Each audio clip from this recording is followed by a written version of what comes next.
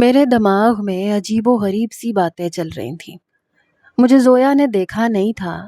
اس کے چہرے پر بار بار پسینہ آ رہا تھا جسے وہ دوپٹے سے صاف کر رہی تھی۔ وہ نوجوان جا چکا تھا۔ اب تک اس نوجوان کا وہ حلیہ میری آنکھوں کے سامنے تھا، لیکن پتہ نہیں مجھے اپنے اندر کچھ ٹوٹتا ہوا محسوس ہوا تھا۔ میں زویا کے بارے میں ایسی امید نہیں رکھ سکتا تھا۔ کچھ دیر بعد میں گھر کے دروازے کے سامنے کھڑا ہوا۔ میں نے دستک دی تو دروازہ زویا نے ہی کھولا تھا۔ کہنے لگی، آج آپ جلدی آ گئے؟ میں نے کہا، کیوں؟ تمہیں مجھے دیکھ کے افسوس ہو رہا ہے؟ کہنے لگی، یہ کیسی باتیں کر رہے ہیں؟ ایسا کیوں سوچ رہے ہیں؟ میں بائک سے نیچے اتر چکا تھا۔ بائک میں نے اندر کھڑی کی تو وہ جلدی سے تیز قدم اٹھاتے ہوئے کمرے میں چلی گئی۔ جیسے ہی میں کمرے میں پہنچا تو وہ کمرے کی چادر درست کر رہی تھی۔ گھبرائی گھبرائی سی لگ رہی تھی۔ میں نے کہا، کیا ہوا؟ چادر ابھی کیوں درست کر رہی ہو؟ کوئی آیا تھا کیا؟ کہنے لگی، نہیں تو۔ میں اس کے بالکل سامنے مقابل جا کے کھڑا ہو گیا، اپنے ہاتھ سے اس کے چہرے پہ آنے والا پسینہ صاف کیا، پھر اس سے کہنے لگا، کیا بات ہے زویا؟ اتنی ڈری ڈری کیوں لگ رہی ہو؟ ارے بھائی، میں کوئی بھوت تھوڑی ہوں جو مجھے دیکھ کے تم اتنا خوف کھا رہی ہو۔ کہنے لگی، نہیں ایسی تو کوئی بات نہیں ہے۔ وہ اپنا خوف مجھ سے چھپانے کی کوشش کر رہی تھی۔ میں نے کہا، پتہ نہیں کیوں مجھے ایسے لگ رہا ہے جیسے میرے پیچھے کوئی آیا تھا۔ کیا کوئی آیا تھا؟ کہیں تمہارے سسرال والوں میں سے تو کوئی نہیں آ گیا تھا؟ کہنے لگی، نہیں کوئی نہیں آیا تھا، آپ کو غلط لگ رہا ہے۔ میں نے کہا، ٹھیک ہے، تم کہہ رہی ہو تو اعتبار کر لیتا ہوں۔ آج تک میں نے صرف تمہاری باتوں پر ہی تو اعتبار کیا ہے۔ کہنے لگی، میں چائے بناتی ہوں آپ کے لیے، آپ تھک گئے ہوں گے۔ میں نے کہا، ہاں چائے بنا دو، میں فریش ہو کے آتا ہوں۔ وہ کمرے سے باہر چلی گئی۔ میں اپنے بیڈ پہ بیٹھ گیا۔ پہلی بار اپنا ہی بستر مجھے اجنبی سا لگ رہا تھا۔ پتہ نہیں کیوں، میں کوئی شکی قسم کا انسان نہیں تھا، لیکن جو کچھ میں نے دیکھا تھا، میری جگہ کوئی بھی ہوتا تو اس کے دماغ میں وہی سارے سوالات اٹھتے جو میرے دماغ میں اس وقت اٹھ رہے تھے۔ کچھ دیر بعد ہی وہ چائے لے کر میرے پاس آ گئی۔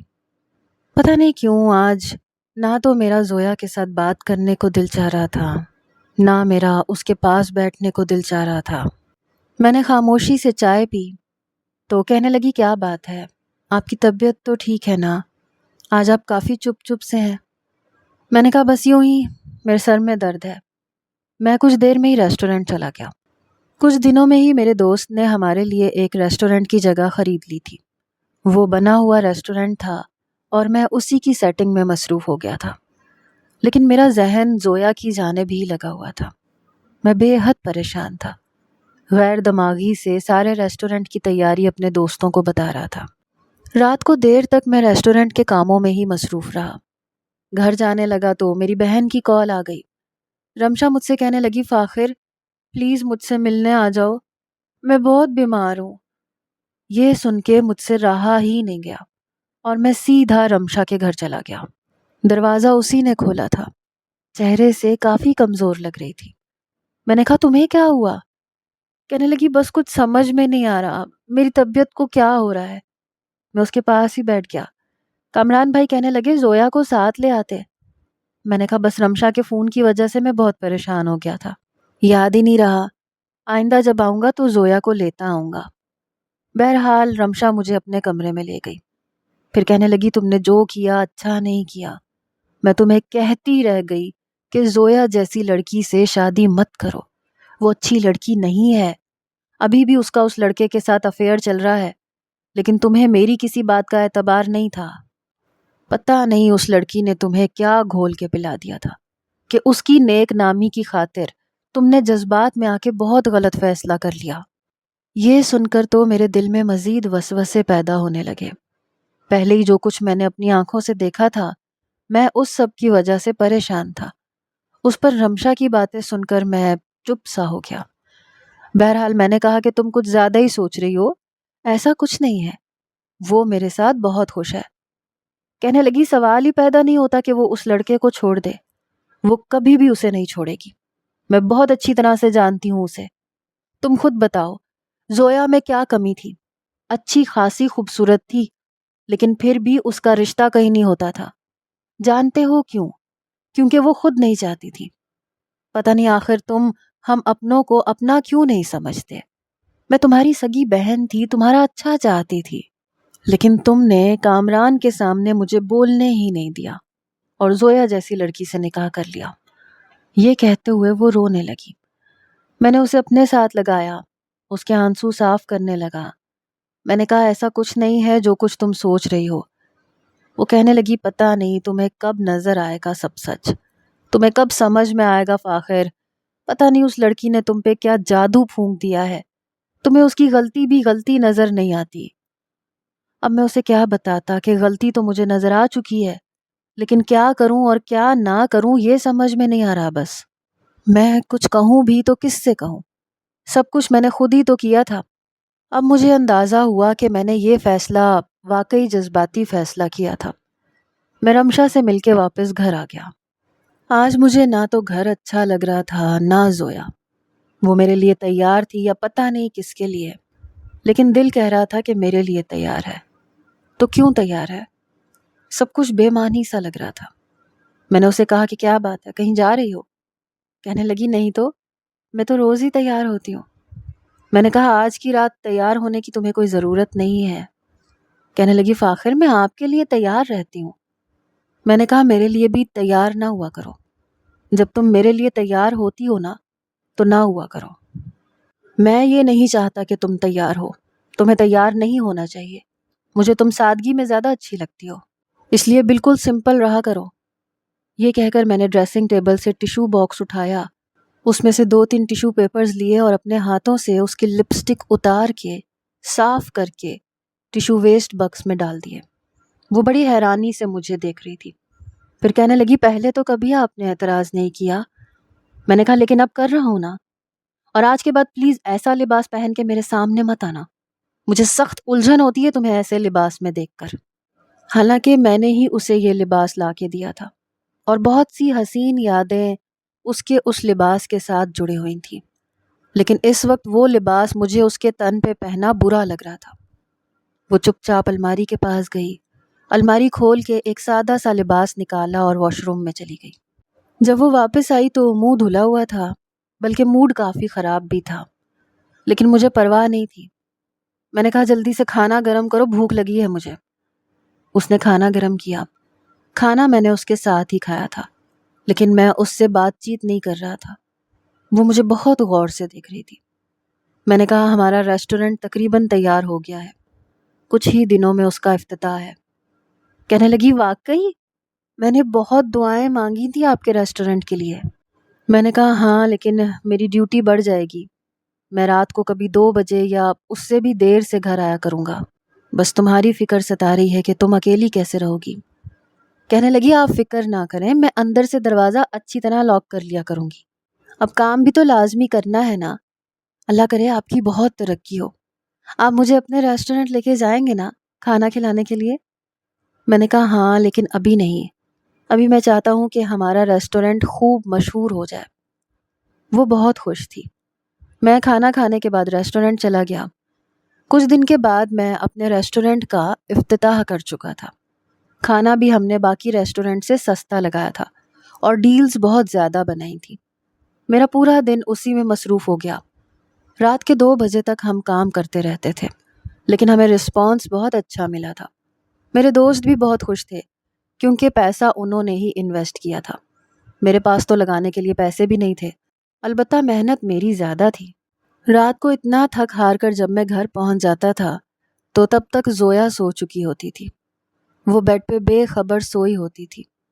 میں اسے دیکھ کے یہی سوچتا تھا کہ سوتے ہوئے کتنی معصوم لگ رہی ہے، لیکن جو باتیں میں اس کے بارے میں سن چکا تھا، جو کچھ اپنی آنکھوں سے میں دیکھ چکا تھا، وہ بار بار میرے دماغ میں آتی تھی۔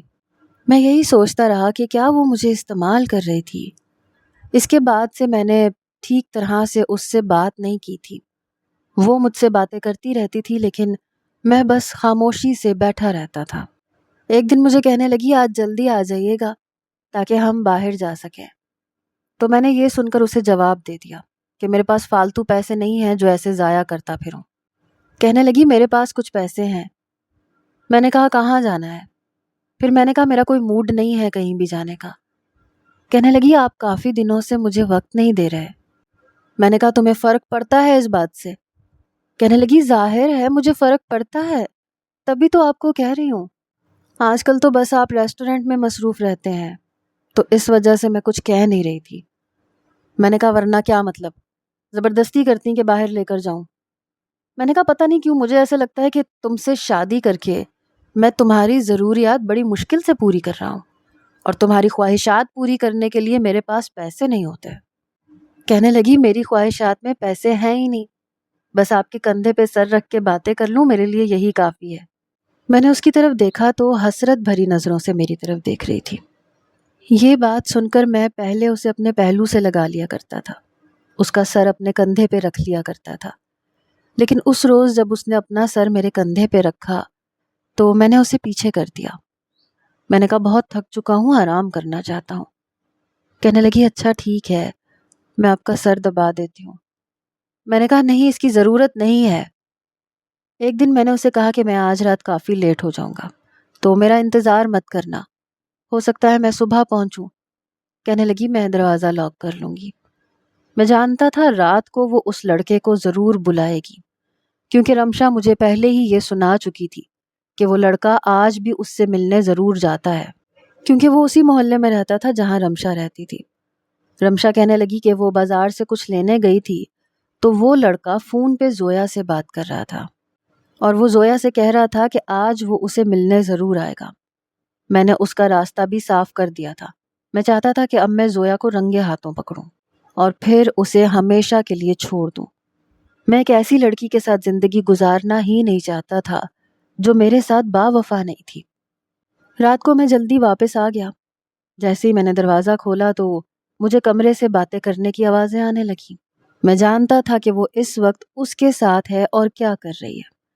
جیسے ہی میں دروازے کے پاس گیا اور میں نے دروازہ کھولا تو اس کا دوپٹہ اترا ہوا تھا اور وہ لڑکا اس کے بے حد قریب ہو رہا تھا۔ جیسے ہی زویا نے مجھے دیکھا تو اسے دھکا دے کے میرے پاس آ گئی، بھاگ کے میرے ساتھ لگ گئی۔ کہنے لگی شکر ہے فاخر آپ آ گئے وقت پر، پتہ نہیں یہ شخص کیسے اندر آ گیا اور میرے ساتھ۔ اس سے پہلے کہ وہ میرے ساتھ لگ کے رونے کا ڈرامہ کرتی، میں نے اسے پیچھے دھکیلا۔ میں نے کہا بس کر دو اپنا ڈرامہ، مجھے پتا ہے اسے تم نے بلایا ہے اور یہ تمہارے کہنے پر ہی یہاں آیا ہے۔ مجھے نہ تو تم سے کوئی غرض ہے اور نہ اس لڑکے سے۔ تم دونوں کے افیئر کے بارے میں بہت کچھ دیکھ چکا ہوں۔ اس دن بھی میں اسے گھر سے نکلتے ہوئے دیکھ چکا تھا۔ میری بہت بڑی غلطی تھی جو میں نے تم پہ اعتبار کیا۔ تمہاری پاک بازی کے لیے میں نے اتنی بڑی قسم اٹھائی اور اسے سچ کرنے کے لیے تم سے نکاح کر لیا۔ مجھے پتا نہیں تھا کہ تم اس کردار کی مالک ہو۔ میری آنکھوں میں بہت بڑا دھوکہ دیا ہے تم نے۔ مجھے نفرت ہے تم سے، گھن آتی ہے تمہارے وجود سے اور ان لمحوں سے جو میں نے تمہاری سنگت میں گزارے ہیں۔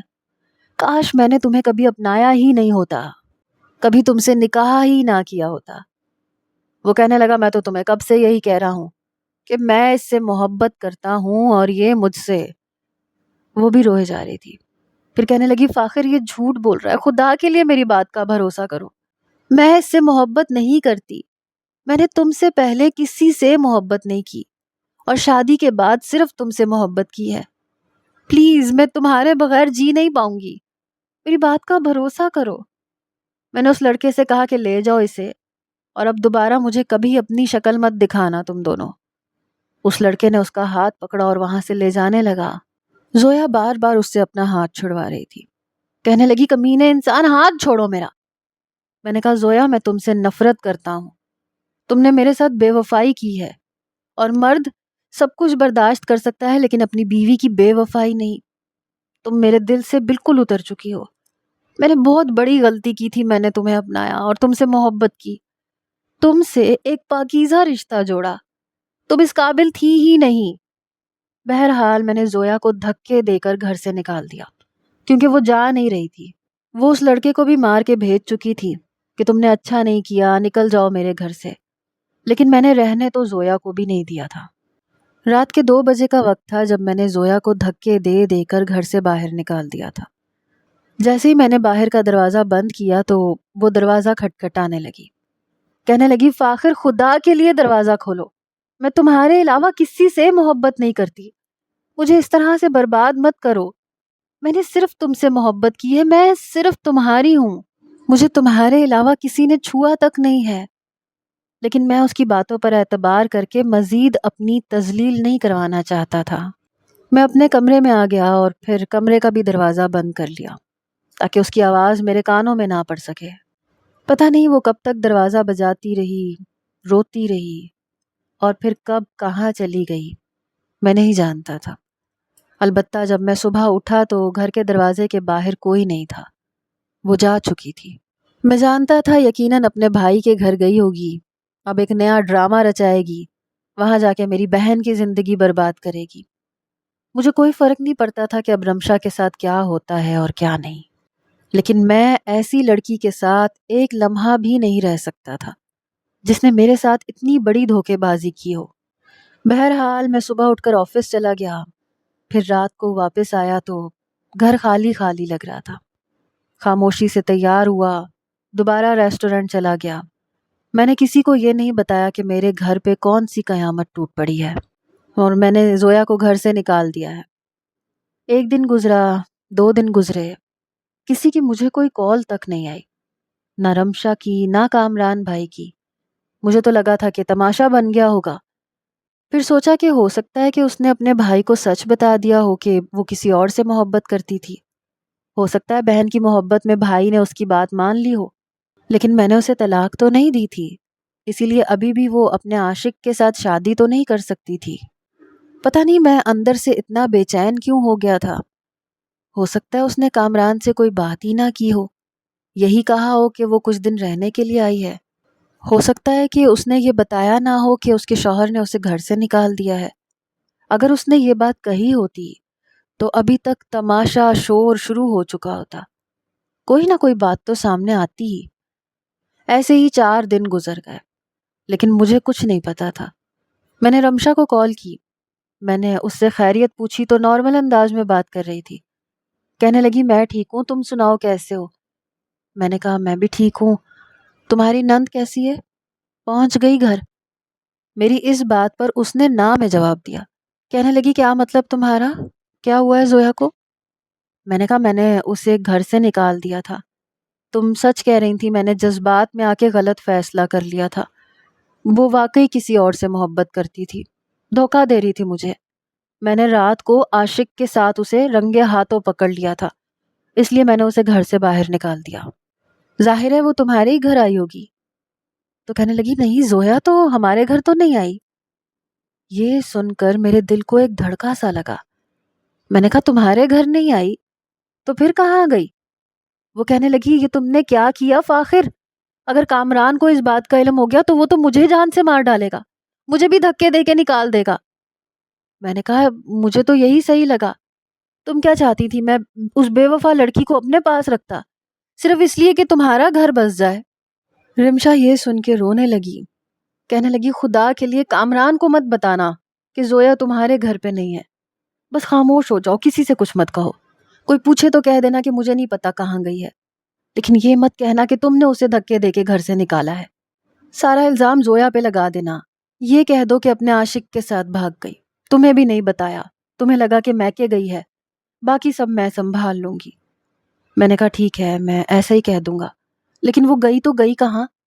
کہنے لگی جانے دو، اسی لڑکے کے ساتھ بھاگ گئی ہوگی۔ میں نے کہا لیکن میں نے اسے طلاق تو نہیں دی، وہ ابھی بھی میرے ہی نکاح میں ہے۔ تو کہنے لگی ایسی لڑکیوں کو کوئی فرق نہیں پڑتا کہ وہ کس کے نکاح میں ہے اور کس کے نہیں، میں جانتی ہوں وہ ضرور اسی لڑکے کے ساتھ ہوگی۔ پتہ نہیں کیوں لیکن میں پریشان سا ہو گیا، اگر وہ اپنے میکے نہیں گئی تو پھر وہ کہاں جا سکتی ہے؟ پتہ نہیں کس حال میں ہوگی۔ پھر میرے دماغ میں یہ خیال بھی آنے لگا کہ وہ کیسی ہے کہ اسے اپنے اس رشتے کا بھی پاس نہیں رہا کہ میں ابھی بھی اس کا شوہر ہوں۔ کیا ایک پل کے لیے بھی اسے میرا خیال نہیں آیا جو اس لڑکے کے ساتھ ابھی بھی تعلق بنایا ہوا تھا؟ کیا میرے نکاح میں اتنی بھی طاقت نہیں تھی؟ کیا میرے پاکیزہ رشتے میں اتنی بھی پاکیزگی نہیں تھی کہ اسے واپس میرے پاس لے آتا؟ کیا دھوکہ، گناہ، جھوٹ سب کچھ میرے لیے ہی تھا اور اسی کی جیت رہ گئی؟ میں بہت زیادہ گھبرا اٹھا تھا۔ 2 دن سے نہ ریسٹورنٹ گیا، نہ آفس گیا، میں ٹھیک سے کام بھی نہیں کر سکتا تھا۔ میرے دوست مجھے بلا رہے تھے کہ لوگوں کو تمہارا پکایا ہوا کھانا بہت پسند ہے، اب تو تمہیں کامیابی ملنے والی ہے اور تم ہو کے گھر بیٹھے ہو، کیوں نہیں آ رہے ہو فاخر؟ لیکن مجھے تو لگ رہا تھا جیسے میری زندگی کا مقصد ہی ختم ہو چکا ہو۔ مجھے نہ اپنا گھر اچھا لگ رہا تھا، نہ اپنا آپ۔ اگر عورت بے وفا نکلے تو سب سے زیادہ خسارہ مرد کا ہوتا ہے، کیونکہ اس کے پاس کچھ بھی نہیں بچتا۔ میں بھی خالی دامن رہ گیا تھا۔ عورت کی وفا مرد کا غرور ہوتا ہے اور اس کی بے وفائی مرد کو توڑ کے رکھ دیتی ہے۔ میں بھی ٹوٹ چکا تھا، ہر وقت روتا رہتا تھا، میری شیو بڑھ چکی تھی۔ کچھ ہی دن کے بعد کامران بھائی بڑے غصے سے میرے گھر میں داخل ہوئے، کہنے لگے زویا کہاں ہے؟ میں نے کہا مجھے کیا پتا، بھاگ گئی ہوگی اپنے عاشق کے ساتھ۔ میں جھوٹا تھا نا، غلط تھا جو آپ کی بہن کی پاک بازی کا ثبوت دینے کے لیے میں نے اس جیسی بدکردار لڑکی کے ساتھ نکاح کر لیا۔ واقعی وہ اس لڑکے کے ساتھ ملاقاتیں کرتی تھی، اسی لیے اس کے ساتھ بھاگ گئی، خود تو گئی لیکن میری بھی زندگی برباد کر گئی۔ کامران بھائی کہنے لگے میری بہن ایسی نہیں ہو سکتی۔ میں نے کہا سب کو یہی لگتا ہے کہ ان کی بہن سب سے زیادہ شریف ہے۔ کہنے لگے پھر تم نے مجھے کیوں یہ بات نہیں بتائی؟ کتنے دن ہو گئے اسے یہاں سے گئے ہوئے؟ میں نے کہا شاید 8 یا 10 دن ہو گئے ہیں، مجھے نہیں ہے حساب۔ اگر حقیقت میں وہ شریف ہوتی تو سیدھا تمہارے گھر آتی یا یہاں سے جاتی ہی نہیں۔ میں نے دانستہ اسے یہ نہیں بتایا کہ میں نے اسے دھکے مار کے نکالا ہے، کیونکہ مجھے رمشا نے منع کیا تھا۔ میرے والدین بھی کچھ دیر میں وہاں پہنچ گئے، پھر مجھے گھر واپس لے گئے۔ کامران مارا مارا پھر رہا تھا، اپنی بہن کو ڈھونڈ رہا تھا، لیکن میں نے ایک بار بھی زویا کو ڈھونڈنے کی کوشش نہیں کی۔ لیکن میرے اندر تو جیسے کچھ ٹوٹ سا گیا تھا۔ میرے والدین میرے بدلے بدلے رویے کو دیکھ کے میری دل جوئی کرنے لگ جاتے ہیں، یہاں تک کہ میرے والد بھی اب مجھے کچھ نہیں کہتے تھے اور نہ ڈانٹتے تھے۔ میں تو بالکل چپ سا ہو گیا تھا۔ اب میں نہ کچھ کھاتا تھا نہ پیتا تھا، بات بھی نہیں کرتا تھا۔ پھر آہستہ آہستہ میں نے ریسٹورنٹ جانا شروع کر دیا۔ میں بہت زیادہ سنجیدہ ہو گیا، اپنے آپ کو کام میں الجھا کے رکھ دیا۔ جو بھی پیسے کماتا تھا وہ اپنی ماں کے ہاتھ پہ رکھ دیتا تھا۔ ایسے ہی 1 سال گزر گیا۔ میری والدہ کہنے لگی ہم تمہاری شادی کروا دیتے ہیں، وہ لڑکی تو چلی گئی، تم کیوں اپنی زندگی برباد کر رہے ہو؟ میں نے کہا نہیں، مجھے نہیں لگتا کہ میں اب کسی بھی لڑکی پر اعتبار کر سکتا ہوں، مجھے نہیں کرنی شادی، اور نہ مجھے اب کسی بھی لڑکی کو اپنی زندگی میں شامل کرنا ہے۔ لیکن اب تو میری والدہ اور رمشا میرے پیچھے پڑ گئی۔ ہر روز رمشا مجھے کہتی کہ کامران کا دل بھی زویا کی طرف سے بہت بری طرح سے ٹوٹ گیا ہے۔ خدا کے لیے فاخر، تم کیوں اپنی زندگی برباد کر رہے ہو؟ میں نے کہا میں اپنی زندگی جی رہا ہوں، لیکن کسی اور لڑکی کی زندگی برباد نہیں کر سکتا۔ میں نہیں اعتبار کر سکتا کسی پہ بھی، خدا کے لیے میری جان چھوڑ دو۔ میں نے رمشا اور اپنی ماں کے سامنے ہاتھ جوڑ دیے۔ میں نے کہا آپ دونوں یہ بات بھول جائیں کہ میں کبھی شادی کروں گا، میں اب دوبارہ ایسی غلطی نہیں کرنے لگا۔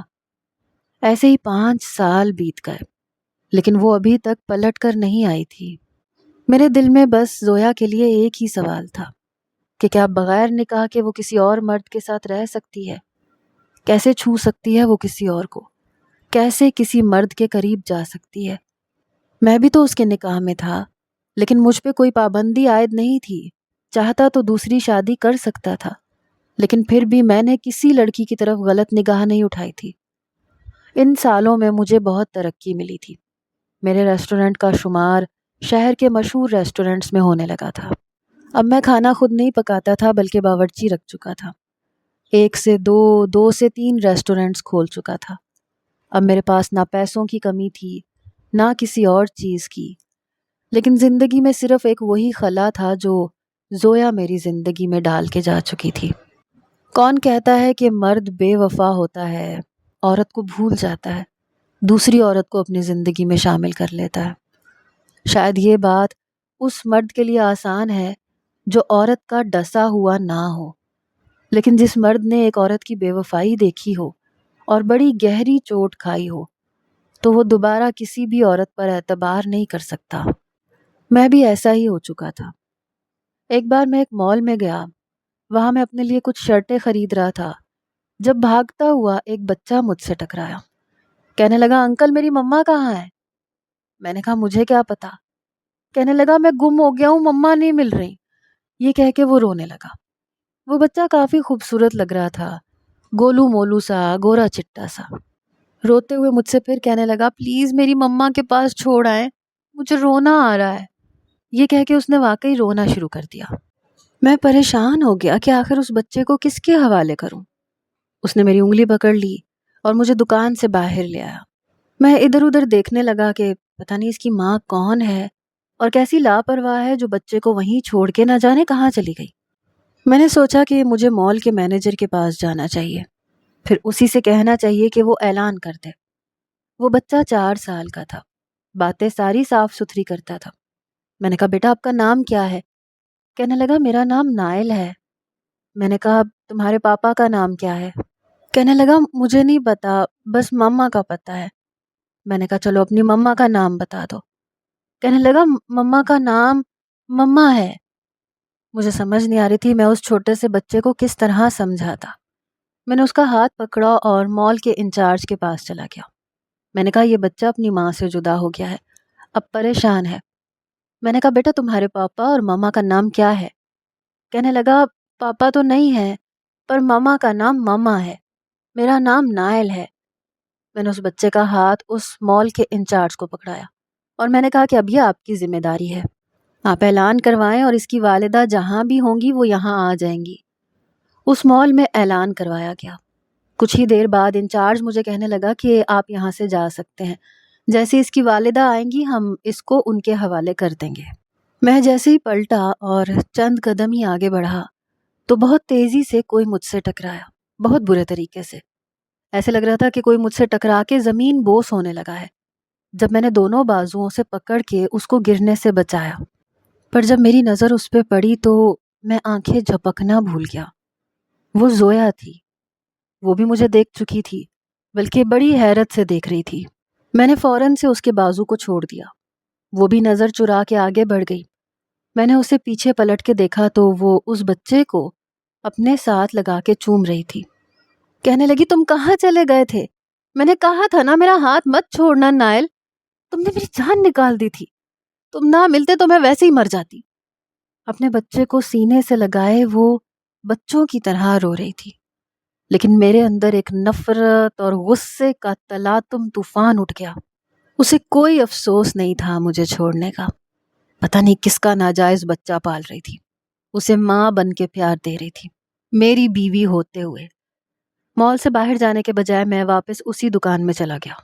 تب تک وہ اس بچے کا ہاتھ پکڑے تیزی سے مال سے باہر نکل رہی تھی۔ جب میں اس کے سامنے آ کے کھڑا ہو گیا، اس نے مجھے دیکھا، نظریں چرا کے جانے لگی۔ میں نے کہا زویا میری بات سنو، لیکن وہ رکی نہیں، تیز قدم اٹھاتے ہوئے آگے بڑھی اور وہاں سے چلی گئی۔ ایسے انجان بن رہی تھی جیسے مجھے جانتی نہ ہو، اور یہ بات مجھ سے برداشت نہیں ہو رہی تھی۔ میں فوراً اس کے پیچھے بھاگا۔ میں نے کہا میں تم سے بات کر رہا ہوں، کہاں جا رہی ہو تم؟ کہنے لگی میرا تم سے اب کوئی واسطہ نہیں ہے، خدا کے لیے میری جان چھوڑ دو۔ بڑے سخت لہجے میں اس نے مجھ سے کہا۔ میں نے کہا کیا ایک بار بھی کبھی تمہیں میرا خیال نہیں آیا؟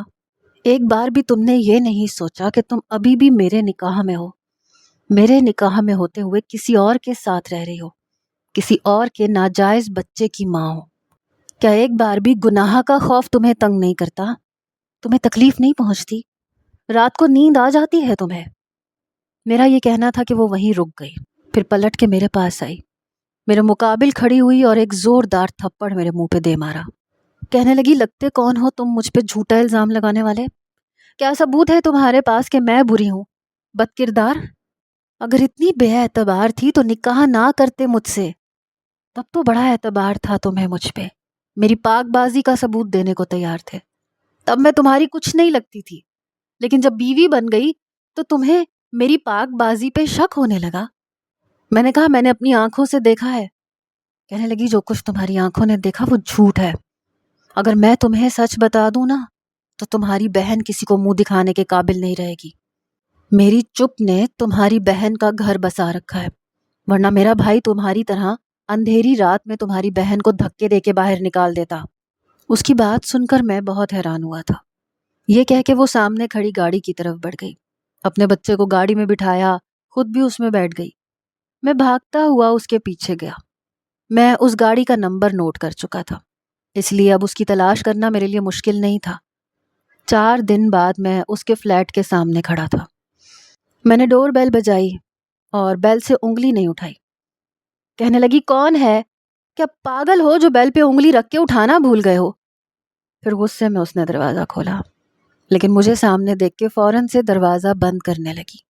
میں نے اپنا ہاتھ دروازے میں دے دیا، لیکن وہ دروازہ بند کر چکی تھی۔ میرا ہاتھ دروازے کے بیچ میں تھا۔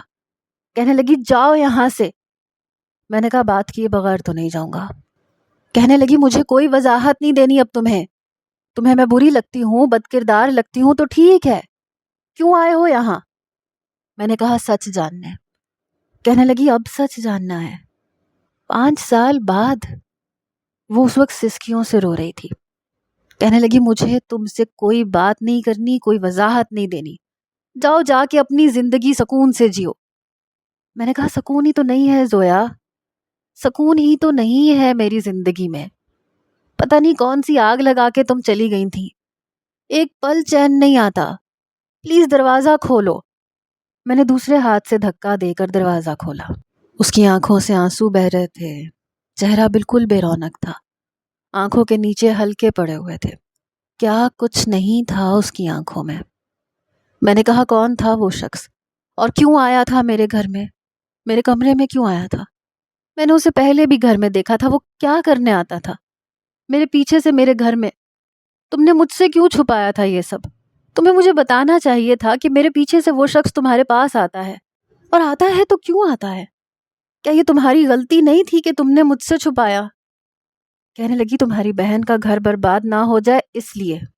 میں نے کہا، میری بہن کا اس سے کیا تعلق ہے؟ کہنے لگی، سارا تعلق اسی کا ہے، مجھ سے ملنے نہیں آتا تھا وہ، تمہاری بہن سے ملنے آتا تھا۔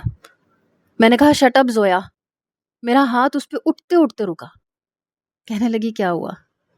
سچ برداشت نہیں ہوا نا فاخر، نہیں ہوا نا تم سے سچ برداشت؟ مجھے پتا تھا جیسے ہی سچ میری زبان پر آیا تم مجھ پر ہاتھ اٹھاؤ گے، کیونکہ اپنی بہن پہ تم شک کر ہی نہیں سکتے، تم بس بیوی پہ ہی شک کر سکتے ہو۔ یہ کہہ کے وہ رونے لگی۔ میں یوں تھا کہ اگلا سانس نہیں لے پاؤں گا۔ میں سوچ بھی نہیں سکتا تھا کہ رمشا ایسی ہو ہی نہیں سکتی تھی، میری بہن ایسی ہو ہی نہیں سکتی تھی۔ میں اس بات کی نفی کر رہا تھا۔ کہنے لگی، یہ ہے اس لڑکے کا نمبر، اس وقت وہ سول ہسپتال میں ہے، بہت بری حالت میں ہے، جنرل وارڈ میں بیڈ نمبر 13 پہ وہ تمہیں نیم مردہ حالت میں نظر آ جائے گا، جا کے سچ پوچھ لو اس سے، تمہیں بتا دے گا وہ، اور خدا کے لیے دوبارہ میرے گھر میں مت آنا۔ میں نے کہا، سچ تم بتا دو۔ کہنے لگی، نہیں، اس سے جا کے پوچھو، کیونکہ تمہیں اب اس کی بات پر اعتبار آئے گا، میری بات تو تمہیں جھوٹ لگے گی۔ میں روتی رہی، گڑ گڑاتی رہی، تب تم نے میری بات نہیں سنی، صرف اس نوجوان کی بات پر اعتبار کیا تھا، تو جاؤ جا کے اب اس سے سچ بھی سن لو۔ میں وہاں سے باہر نکل گیا، سیدھا اسی ہاسپٹل گیا۔ واقعی جنرل وارڈ کے بیڈ نمبر 13 پہ وہی لیٹا تھا، لیکن بہت بری حالت میں تھا۔ مجھے دیکھ کے ہاتھ جوڑ کے آنسو بہانے لگا، کہنے لگا، مجھے معاف کر دو، میں نے زویا کے ساتھ اچھا نہیں کیا، میں ایک لالچی قسم کا نوجوان تھا، تمہاری بہن چاہتی تھی کہ زویا میرے ساتھ بدنام ہو جائے، اسی لیے اس کا ہر آنے والا رشتہ میں منع کروا دیتا تھا۔ میں کہتا تھا کہ اس لڑکی کا مجھ سے چکر چل رہا ہے، میں وہاں پہ جان بوجھ کے آتا تھا تاکہ میرے ساتھ زویا کو دیکھ کر سب مجھ پہ شک کریں، اور زبردستی میری شادی زویا سے کروا دی جائے تاکہ میں ساری زندگی پیسے لیتا رہوں، کیونکہ رمشا مجھے اس کام کے بہت اچھے پیسے دیتی تھی۔ وہ چاہتی تھی کہ زویا کی شادی کسی بھی اچھے نوجوان سے نہ ہو، اور نہ ہی وہ اچھے گھر میں جائے، اس لیے وقتاً فوقتاً میں چھت پہ آتا تھا، زبردستی زویا کو فون کر کے بلیک میل کرتا تھا، اگر وہ مجھ سے چھت پہ نہیں ملنے آئی تو میں اس کے کمرے میں آ جاؤں گا، اسے بدنام کر دوں گا۔ لیکن تمہارے معاملے میں ایسا نہیں ہوا، تم نے زویا پر اعتبار کیا، آنن فانن تمہارا اس سے نکاح ہو گیا، لیکن یہ بات رمشا سے برداشت نہیں ہوئی، وہ نہیں چاہتی تھی کہ زویا تمہاری بیوی بن کے رہے، اس نے تمہارے لیے بہت خواب دیکھ رکھے تھے، اس لیے مجھے پیسے دے کر زویا کے گھر بھیجنے لگی۔ اس کے گھر کا پتہ بھی مجھے اسی نے بتایا تھا۔